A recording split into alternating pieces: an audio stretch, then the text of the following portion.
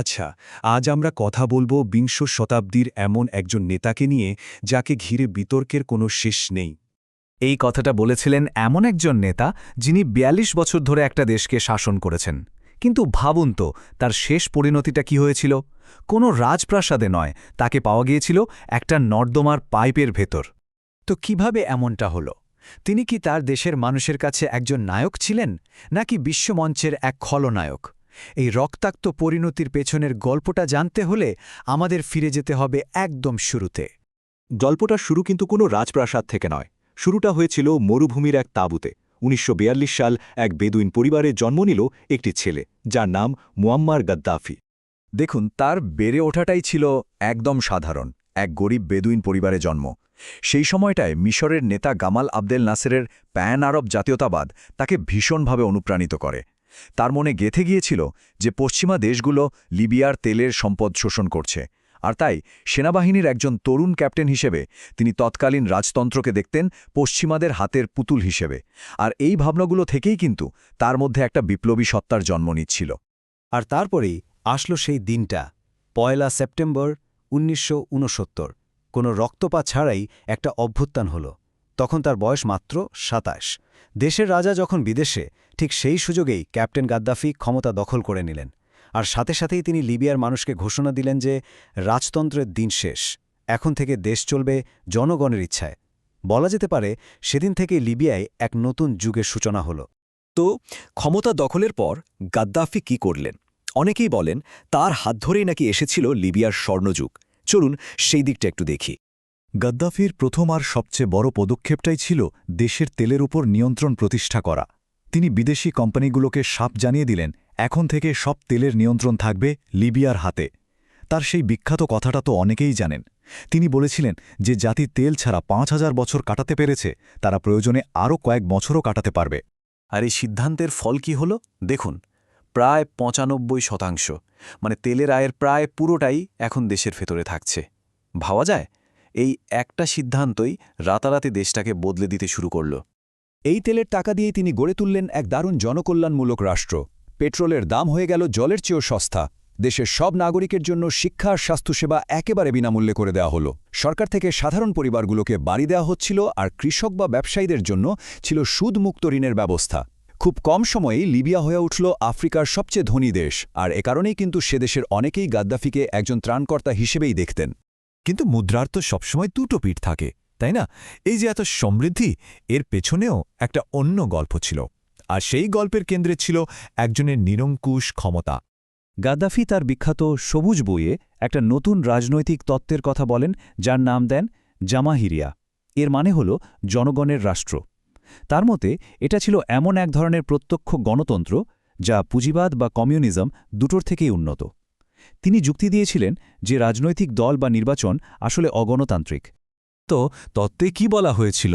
বলা হয়েছিল দেশের জনগণের সরাসরি শাসন করবে, কোনো প্রতিনিধি থাকবে না, সংসদ থাকবে না, সব ক্ষমতা থাকবে সাধারণ মানুষের হাতে। শুনতে দারুণ লাগছে, তাই না? কিন্তু বাস্তবে কি ঘটছিল? আসলে পুরো ক্ষমতার চূড়ায় বসেছিলেন গাদ্দাফি নিজে। তার পরিবার আর কাছের লোকেরাই সবকিছু নিয়ন্ত্রণ করত। দেশে কোনো নির্বাচন ছিল না, কোনো বিরোধী দল ছিল না, আর সংবাদপত্রেরও কোনো স্বাধীনতা ছিল না। মানে কোনো রকম ভিন্নমত একদমই সহ্য করা হতো না। কেউ যদি গাদ্দাফি বা তার সবুজ বই নিয়ে প্রশ্ন তুলত, তার জায়গা হতো জেলে।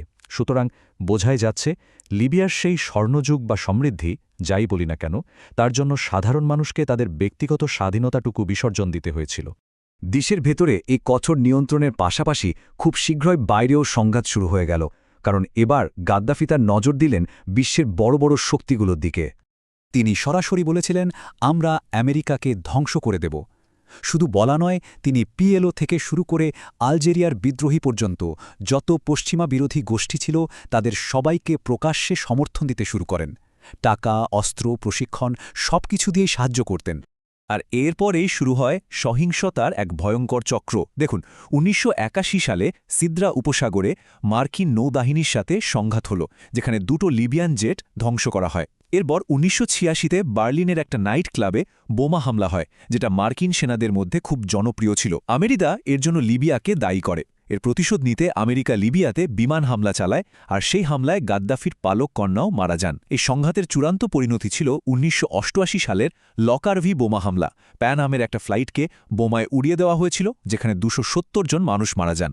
পরে অবশ্য লিবিয়া এর দায় স্বীকারও করে নিয়েছিল।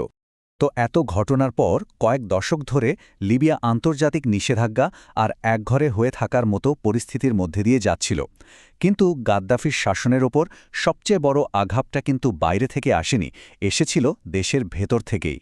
সালটা ২০১১, পুরো মধ্যপ্রাচ্য আর উত্তর আফ্রিকা জুড়ে তখন আরব বসন্তের ঢেউ। গণতন্ত্রের দাবিতে দিকে দিকে বিক্ষোভ ছড়িয়ে পড়ছিল। আর সেই বিপ্লবের আগুন যখন লিবিয়াতে পৌঁছল, তখন বেনগাজির রাস্তায় হাজার হাজার মানুষ নেমে এলো। তাদের একটাই দাবি ছিল গাদ্দাফির ৪২ বছরের শাসনের অবসান। এরপর যা ঘটল তা সত্যিই অবিশ্বাস্য। প্রথমে প্রতিবেশীদের দেখে অনুপ্রাণিত হয়ে লিবিয়ার মানুষ বিক্ষোভ শুরু করে, কিন্তু গাদ্দাফি হুমকি দেন যে তিনি বিদ্রোহীদের ঘরে ঘরে খুঁজে বের করে শেষ করবেন। তার সেনাবাহিনী বিক্ষোভকারীদের ওপর গুলি চালাতে শুরু করে। পরিস্থিতি ভয়াবহ আকার নিলে জাতিসংঘ একটা বড় গণহত্যা আটকাতে সামরিক হস্তক্ষেপের অনুমোদন দেয়। ন্যাটো বিমান হামলা চালিয়ে বিদ্রোহীদের সাহায্য করে। কয়েক মাসের লড়াইয়ের পর বিদ্রোহীরা রাজধানী ত্রিপোলি দখল করে নেয়, আর শেষ পর্যন্ত গাদ্দাফিকে তার নিজের শহরের একটা নর্দমার পাইপে লুকানো অবস্থায় পাওয়া যায়, যেখানে বিদ্রোহী যোদ্ধারাই তাকে হত্যা করে। গাদ্দাফির মৃত্যুর পর পশ্চিমা দেশগুলোর নেতারা বেশ স্বস্তি প্রকাশ করেছিলেন।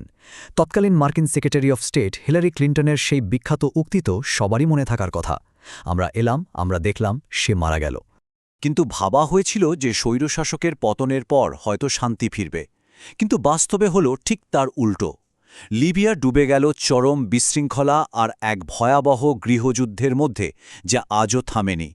স্বৈরশাসককে সরানো গেলেও তার জায়গায় তৈরি হল এক বিশাল ক্ষমতার শূন্যতা, যা দেশটাকে টুকরো টুকরো করে দিয়েছে।